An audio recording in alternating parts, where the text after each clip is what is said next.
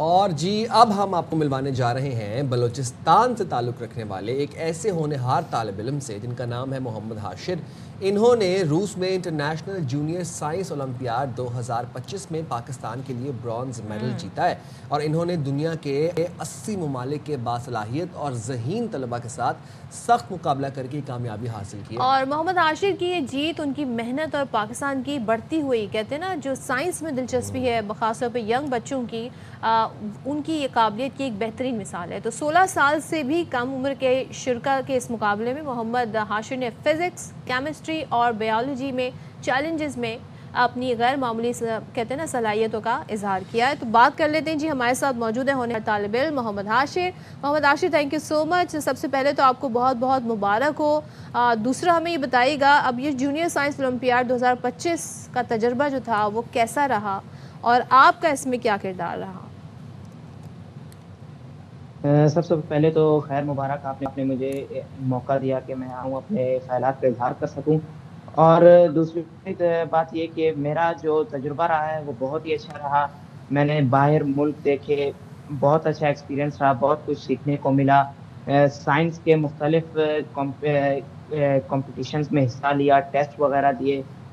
तो ये मेरे लिए एक बहुत ही अच्छी अपॉर्चुनिटी थी कि मैं बाहर मुल्क देख सकूँ, बाहर की दुनिया देख सकूँ, कुछ सीख सकूँ।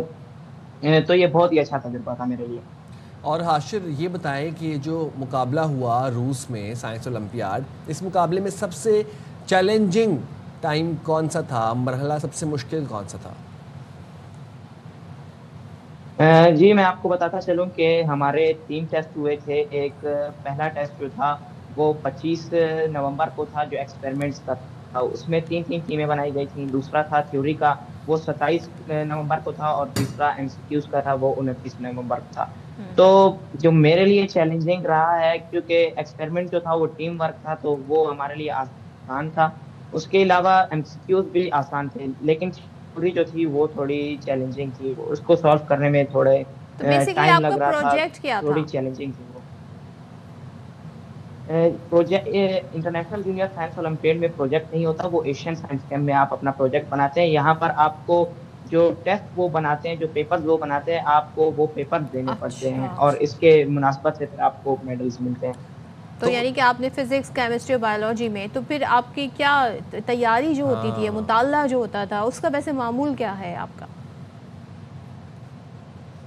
जी, वैसे तो मैं अभी फर्स्ट ईयर में हूँ, तो मैं वो तो मेरा अलग रूटीन है।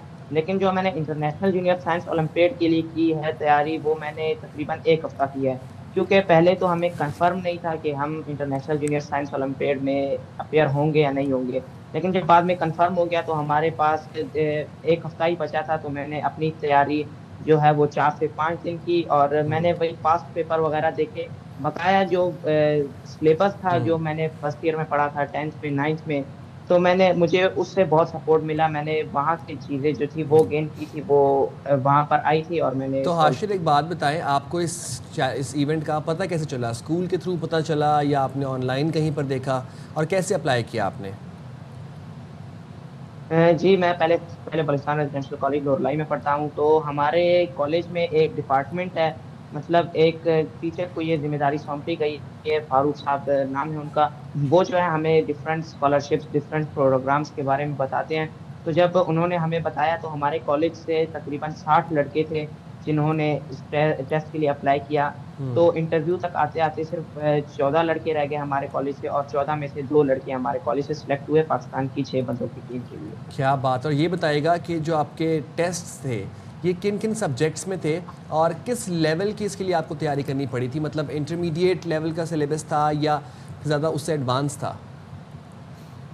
नहीं, जो टेस्ट के लिए हमें तैयारी करनी पड़ी थी सर, वो जो था मैट्रिक का सिलेबस था, मतलब अच्छा। 9th 10th जो बेसिक साइंस होती है, वो सिलेबस था इस टेस्ट का।